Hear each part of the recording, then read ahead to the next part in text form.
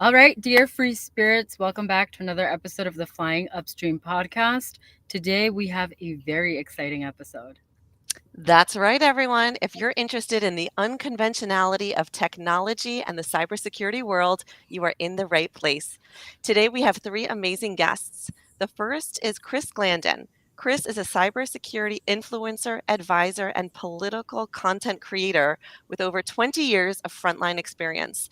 A former security engineer, he now serves as an IONS faculty member, hosts multiple podcasts, and leads a 6-member podcast network. Passionate about creative storytelling, Chris writes and directs cyber inspired indie films.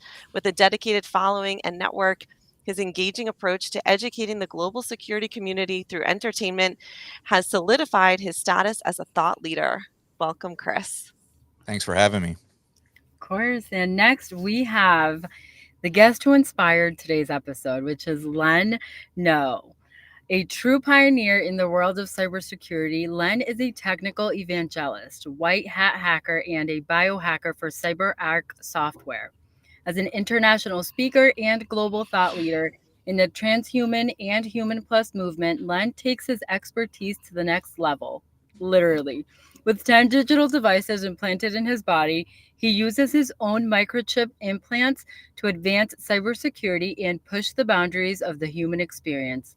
Len's unique combination of technology and biohacking makes him an exciting guest, and we can't wait to hear more about his groundbreaking work. Welcome back, Len. Good to be back. And last but certainly not least, Wynne Schwartau. He has truly lived cybersecurity since 1983, and his predictions about the internet and security have been scarily spot on. He coined electronic Pearl Harbor before Congress in 1991, showing the world how and why massive identity theft, cyber espionage, nation state hacking, and cyber terrorism would be an integral part of our future. Welcome. Greetings. Hey, Len. Hey, Chris. Hey, Wynn, how's it going? Hey, I loved your Cold intro, Chris. They made it sound like you knew what you were doing. Yeah, like I didn't we all write have to that admit myself. At the beginning, none of us really know much. We all know a little piece. That's true. We are like the island of misfit cyber engineers. It's like Voltron. We come together as one force. Okay, who gets to be the Black Lion? That's you. That was perfect. I'm going to go with Zoltar.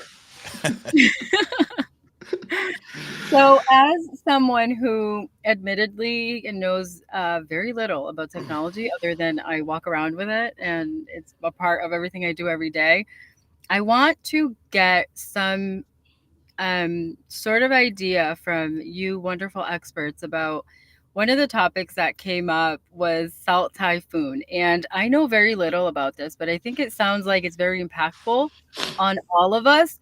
So I'd love to get your take, whatever you're willing to share, history about it, and tell us how it impacts everyone and everything that we do every day. Well, I mean, it starts with, getting some iodized or kosher salt. I'm kidding. Hey, Wynn, you why don't you kick this one off? You're the historian. No, you kick it off. No? You live more to day in this world than I do right now. And I look at the big picture, but yeah, you go. You got closer to the details than I do. All right. Well, Salt Typhoon was a name that was given to a specific set of attacks and an attack group based out of China that was actually able to infiltrate the US-based telecommunications company and have been sitting there for many, many years. So much so that they have actually been able to compromise the security of most of your major carriers. I want to say T-Mobile, Verizon, AT&T were on the list, I believe. And essentially, they are in a position to where they can actually read all of your text messages that you're sending out.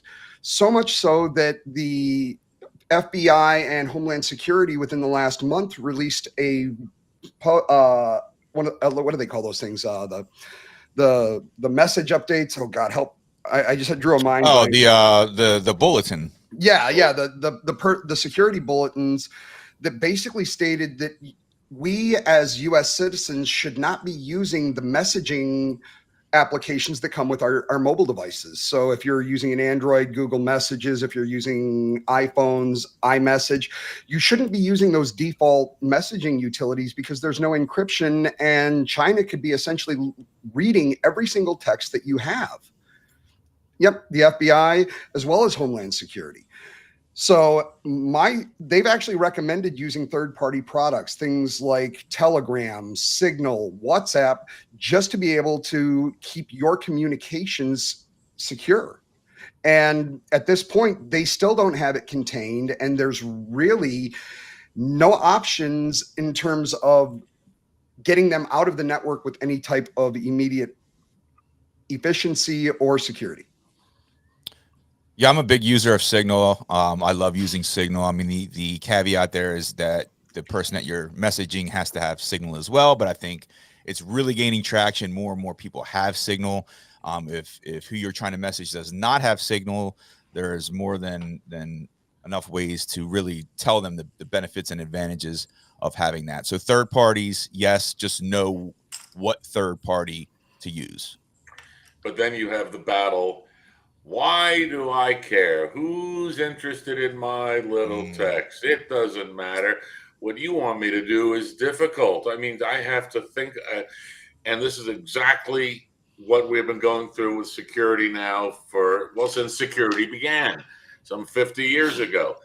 So the technology, the vector, the attack, and the landing ground and the terrain that China has within the telcos is... Yeah, absolutely. But the message is still largely falling on deaf ears because what are they going to do with me? I'm a nobody. And that tends to proliferate through people that just, no offense, Luisa, just use tech and have no idea what's really going on under the hood. And this has been the fault of the tech industry since the beginning. I agree. Our fault.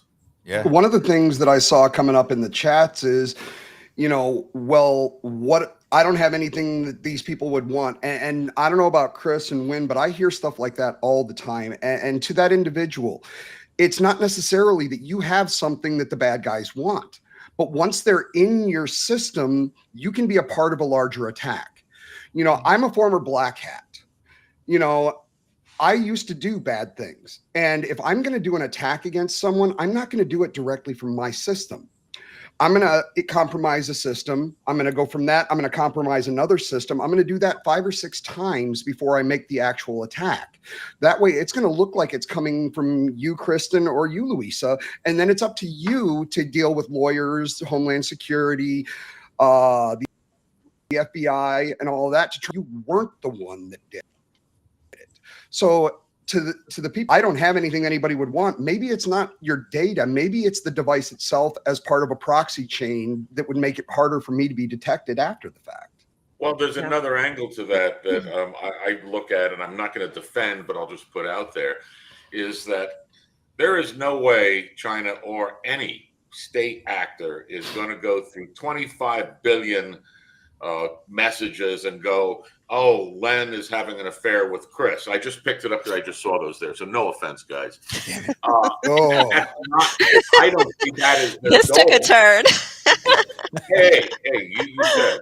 So what I see is the metadata turned into a cultural interpretation and reading of the mood of the people that are using messaging.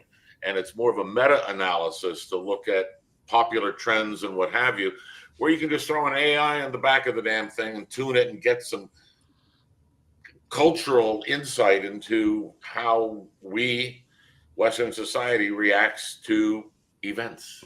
Yeah.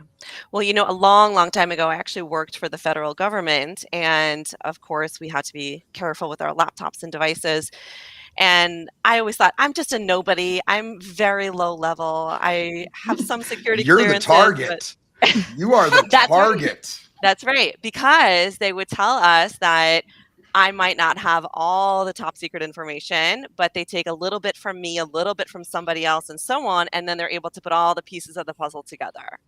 So that's part of it too, is that we think in our day-to-day lives, oh, I'm just living my happy little life. I'm a mom of two, a wife, a employee, but it's not just that. It's little pieces from everybody that come together and really make that picture clear for the people who are looking for things too.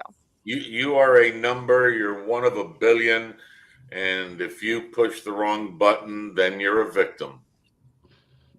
Absolutely. Exactly. You know, and one of the things that you said, Kristyn, that I think made a lot of sense is you're looking at a distance between, you know, you used to be mom, you are, you know, all kinds of different things. And it's like all of those at the exact same time, you know, and as such, you know, we talk about digital personas. You know, what you do online today, whether it's for work, whether it's for this podcast, or whether you're just surfing, watching YouTube, every single thing that you're doing is leaving a record, and it's also giving someone else digital proof of your activities that can actually be used to create a digital representation of you and be used for analytics. I mean, one of Chris's things that he deals with is predictive analytics. And I think this is an amazing new science. With respect, Len, I agree fully, except I just don't want the audience to walk away saying there's no way to avoid that. There are tricks that can raise the bar high enough to keep, we'll say, reasonably secure. I'm putting that in quotation marks. But it's like having an ADT sign and a dog at your house barking. All right, it's not worth it. I'm going to go away. And technically, we have those same sorts of barriers. But unfortunately, they also require the participation of the individual to actively become part of the solution. Yeah. So, Wynne, what are a couple things that just your average sweet little mom of two could do to protect themselves? Wynne, I think you need to explain the meta war. Oh boy. Let's keep it simple before we go there, Len. Go find a teenager. Go get somebody who's between 16 and 25 who knows how to surf anonymously, who knows how to hide reasonably well behind messaging. There's really three things. If you have a DuckDuckGo anonymous browser, okay, that'll really help in a lot of cases. You can't use it for everything. A VPN, absolutely, in many, many cases, doesn't solve everything. And then using alternate encrypted channels, WhatsApp, Telegram, Signal, or there's a variety of them. And those, if you institute some basic practices, you can pretty well obscure yourself and try and stay away from the unmasked washers, the unwashed masses. Sorry. You say you have a 2-year-old? I have a 3-year-old and a 6-year-old person. Okay, okay. So delete TikTok from their phone, and make sure that if they have devices, make sure you have some sort of guardrails in place in terms of downloading applications, what applications they can use. Try to put some safeguards up in terms of that, because even people at every level, even security professionals, can be what we call social engineered to give up information to people we don't want to have that information.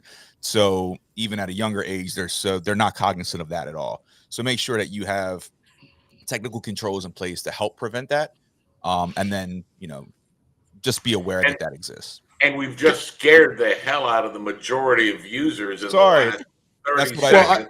Not you, but it's but I'd like to easy. I want to build on what Chris just said, because I think what he was alluding to is PII. And if you are not familiar with that term, personally identifiable information, especially when it comes to children and young adults, and this is one thing I'm glad we kind of steered the conversation towards. One of my goals is really trying to educate people on the concepts of personally identifiable information and the fact that this, unlike a password or something, isn't something that you cannot change. And once this stuff is out there, it's out there. I mean, case in point, I went through one of my daughter's Facebook feeds all the way back to when she was a kid. And in doing so, I was actually able to find all of the answers to every self-service recovery portal question answer. What was the name of, what street did we live on? There was a picture of our house. What was your first car? There's her with her car with the big bow on it when she walked away from the dealership. What was your name of your pet? Here's a picture of her with our childhood dog. So my point is, beyond what Chris was saying, just in terms of, being aware of what they're doing online and limiting what they can access, downloads, and parental controls, I think beyond that, we need to instill in these children what is PII at a young age, so they know that this is just like social security numbers. These are things that you shouldn't just put out there to the world, because later on in life, they may have repercussions. Yeah. There used to be a tool online. I don't know if it still exists. It was built more for anyone who had a Facebook profile. So you know how you used to be able to do, connect to a program using your Facebook credentials, and it would basically pull in all of your Facebook data. You would do that, and it would be a hypothetical play on what an attacker or someone with malicious intent could do with only your Facebook data.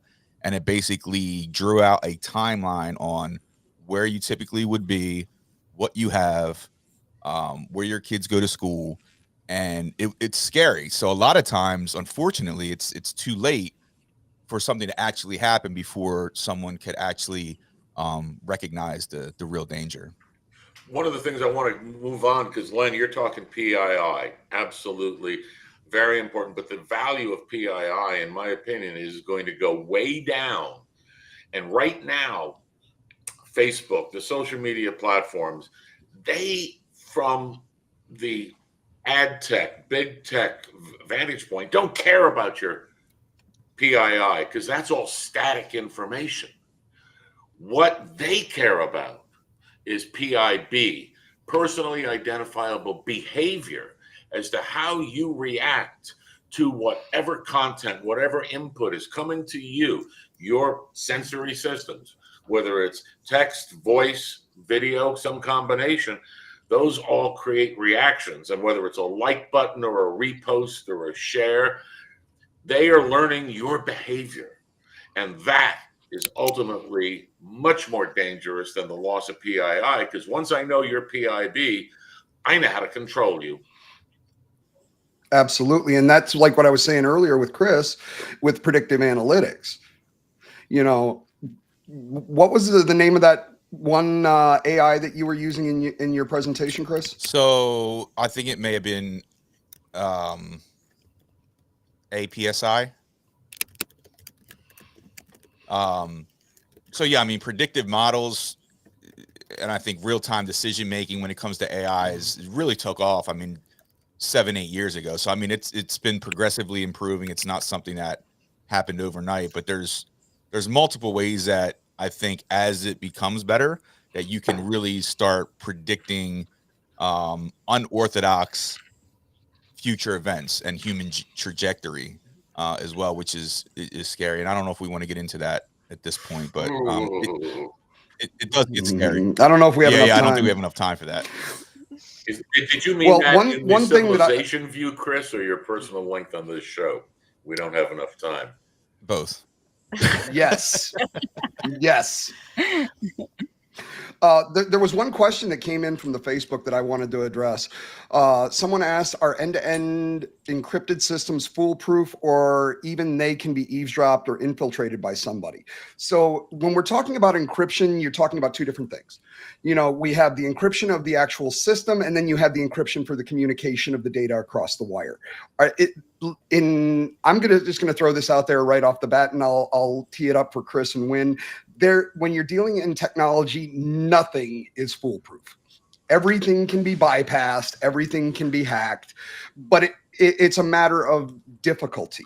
And The system your vector itself is going to change. If your tech is amazing, they're going to go through the mind instead. Social engineering is still, and I don't know the current number, what, 90% of all successful attacks, something like that, begin with some form of human failure. Yeah.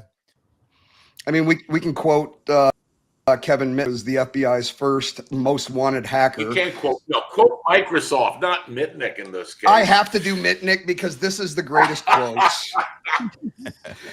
The weakest link in any security chain will always be the human element. I'm sorry, Wynne. It's the best phrase. No, I mean, put things in perspective. It almost runs in parallel with the theory of, you know, you have 10 streets or 10 cars on a street. If someone's trying to break in, you know, they're going to go to the door and try to break in, but the one that where the person left the door unlocked is the one that they're going to get into.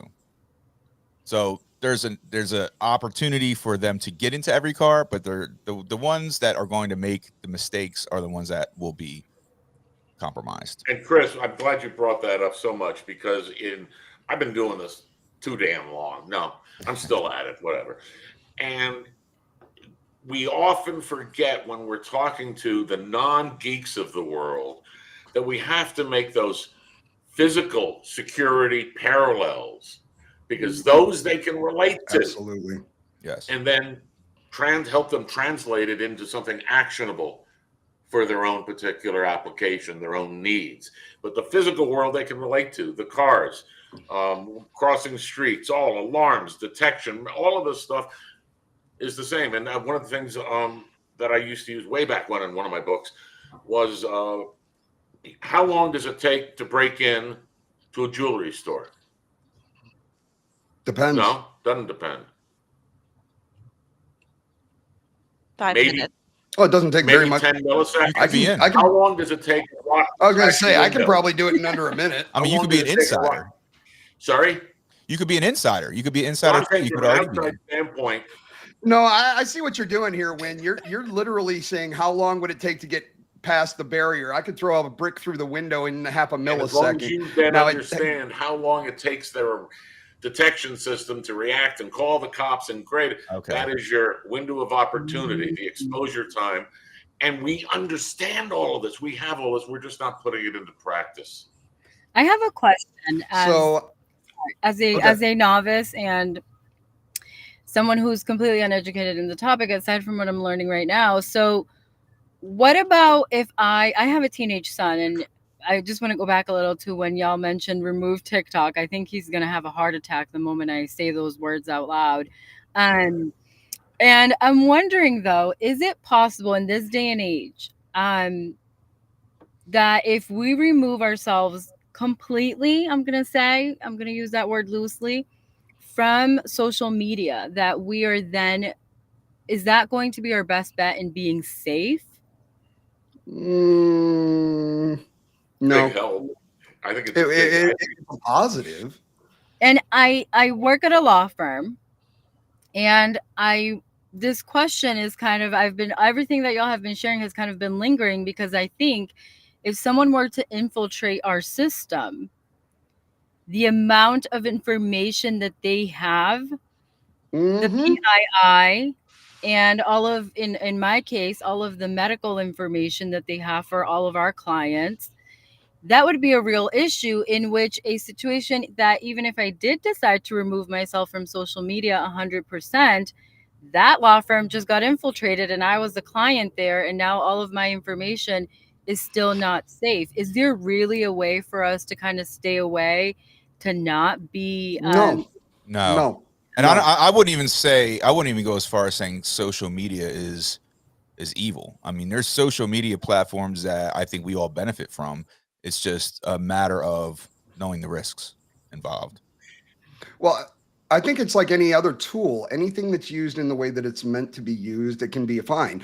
Cocaine back in the day was actually used as a topical numbing agent for dental surgery, you know, before it became the world's greatest party drug. So, I mean, everything has its use and anything can be misused. But I think what's more important is security is not a silver bullet. There's no one solution, because one of the things that, I spend a lot of time really trying to focus on as part of my research, which, parallels with what Wynne and Chris are doing, is the fact that when we talk about security, it's not just our digital personas or our account. Our digital lives and our physical lives are completely intertwined at this point, to the point where if something happens in the digital world, it can affect us in the physical world and vice versa. If somebody steals my credit card in the physical world, they can abuse that credit card online. If somebody breaks into my crypto wallet, they can steal all of my cryptocurrency and affect me financially in the physical world. And just like what you were saying, Luisa, and I'm sorry to call you out on this, but you were like, I work at a law firm. If I go off my social media, you're once again differentiating between your identity at work and your identity as a whole. They're not This is not severance. You are the same, Luisa, when you're sitting at work doing something for the law firm as you are when you're sitting at home. And I would be willing to bet money, if you work for a law firm, you probably have something like Office 365 or some way of getting business emails on your personal device.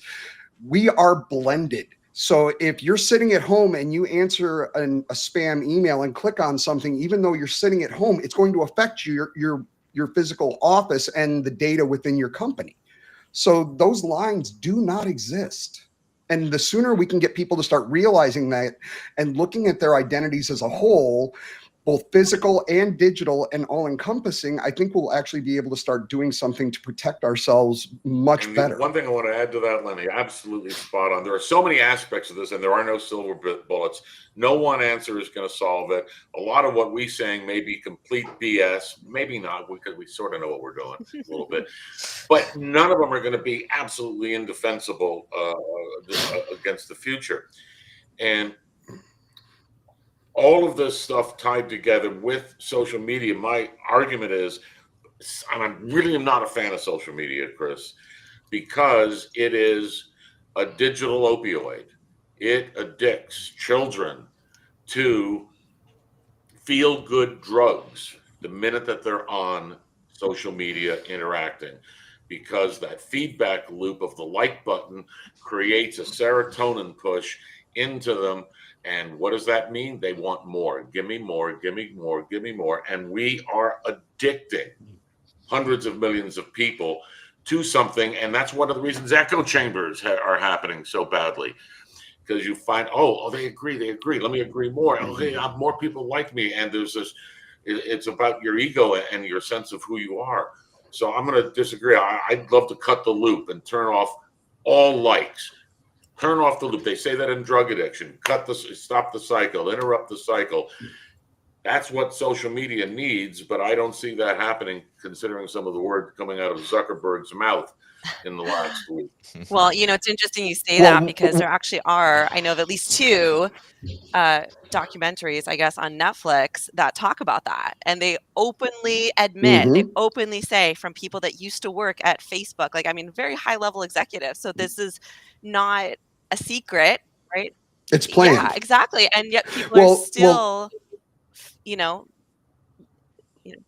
I just want to throw two things out for you guys and your audience to research. If you haven't heard of this, look up nomophobia. This is a new addition to the DSM, which stands for no mobile phone phobia. It's losing your phone, not knowing where your phone is, that anxious feeling when you see that you have very little battery life and you don't know if you can charge. It's become an actual diagnosable issue. And the other thing, and if Chris or Wynne want to touch on this, I agree with everything Wynne just said. But the one thing that I think he failed to mention is we also do have a diagnosis for technical addiction now. We have some of it, yeah. The DSM hasn't gone as far as it needs to go yet. But, the effects of technology withdrawal can be almost as bad as heroin. Yeah. Yes. Well, I'm curious to know, Chris, your perspective, because we learned that you are involved in making movies and films about cybersecurity and the effects of it. And I truly believe that educating our newest generation is the way to eventually stop some of this bad stuff that's happening. Could you share a little bit about what you're doing there? Yeah, I mean, my last one was really focused on AI weaponization, and the fact that the surge of AI now in technology, and we all look at it, generally as a great thing, and I think it is a great thing. But I think that the masses don't really understand the ways that AI can be manipulated very easily to cause mass destruction. And again, I don't want to be a fear monger. It's more of an education, like you said. It's just understanding what to look out for, what is possible. Um, and yeah, I think that's sort of been at the top of mind for me has been AI weaponization. Yeah, that's great. Well, If I can say one last thing, I wanted to say, first of all, I really appreciate what you guys are doing here with this podcast and the audience and the topics that you're bringing up. And if I could just put one last thing out, because I know we're running out of time. And that is, I think that, what you guys are going towards and what you just said as far as educating the youth, that is going to become one of the most important things. And I'm going to get a lot of flack for saying this, but the first two generations that were born into the internet, they don't look at security, in my opinion, nearly strong enough. They grew up before the idea of needing cybersecurity, and I feel that the current generation and the millennials, the Gen Zs, these guys are going to have a very difficult time because they don't have that same skepticism that us in Gen X and before had. So they put their entire lives out there, and there's nothing we can do about that now, but we need to take and start with the youth today and start teaching them about things like PII, PIB. We need to get them to understand that things that they do today can have an effect when they're older. And as such, we might be able to secure the future generations. I love that. Thank you, Len. Thank you so much. I have a question for Wynne, just kind of building on that. What do you think the government can do, if anything, to help with this education that is essentially needed? I'm going to speak in the most general terms because I do not. Len knows and Chris know I don't do politics because I would. Never mind. I spent a lot of time in Europe as well, and I'm going to plug my book, The Art and Science of Meta War, which is really writing it completely transformed my view of the universe, and it's about cognition. Everything we're doing now is the beginning of cognitive warfare, meta war. There's different terminologies for it, and it's been going on in one form or another for 100+ years against civilizations. How do you manipulate a civilization? How do you manipulate a population, whether it's small municipal or an entire nation, into believing something and acting in ways that are against their actual common good? So I spent a lot of time in Europe on this, and what you've got is, for example, in Finland. Finland is teaching critical thinking to toddlers through the narratives of known nursery, fairy tales and nursery rhymes. They're using those currently teaching mechanisms to do this. When you look at the work done in the European Horizon Project, they have dedicated over a period of 6 years, $95 billion euros to begin and work on the mental inoculation and mental strengthening for cognitive defense of the entire European community. The US has nothing. That is your takeaway from this right now. If you really want to get into it, and anybody really cares, go get a free PDF of a book called Love Letter to America by Yuri Bezmenov. And he walks through exactly how the KGB has had programs in place since the Bolshevik era. And then you replace one or two words and look at what's happening today around the world. And it's scary. It's scary. And it's all about either physical, cyber, or cognitive security, one way or another. Wynn's book is honestly one of the most influential books that I've read in the last decade.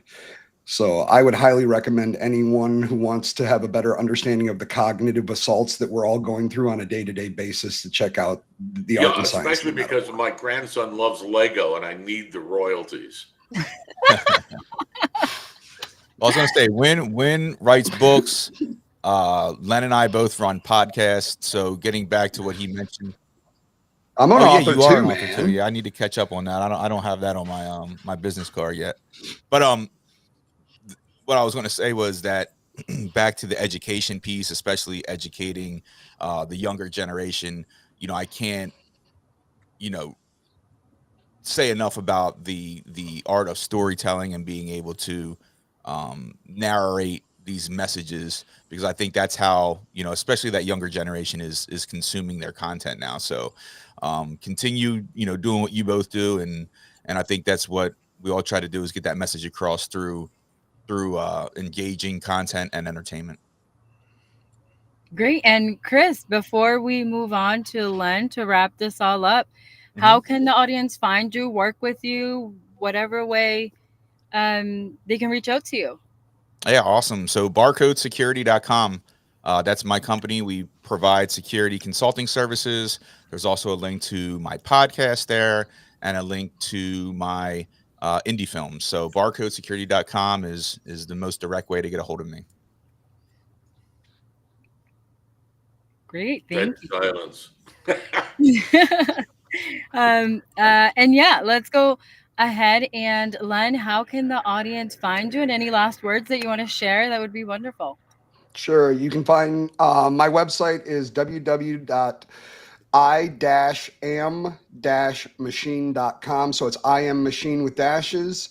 You can also find me on the Cyber Cognition podcast, part of the Cyber Circus podcast network. And I really want to just thank you guys for giving us the opportunity to come on here and have kind of like a geek day. So I really appreciate it. And, I really love the fact that this is not a technical podcast. I mean, Wynn, Chris, and myself, we do the technical circuit all the time. But the idea of getting this message out to people that normally wouldn't get a cybersecurity message, how it applies to their children and their individual lives, I just wanted to thank both of you, not only for having me on the first time, but for arranging this as well. Thank you so much. I think this was an amazing conversation. It's been our pleasure, really. Yeah, likewise. You just stole everything I was going to say. All right. Wynn, you are not, last but not least, you have the floor. Any last words and where the audience can find you? Well, all right. Wynne Schwartau. Just go to Google. I kind of. You think they can spell that?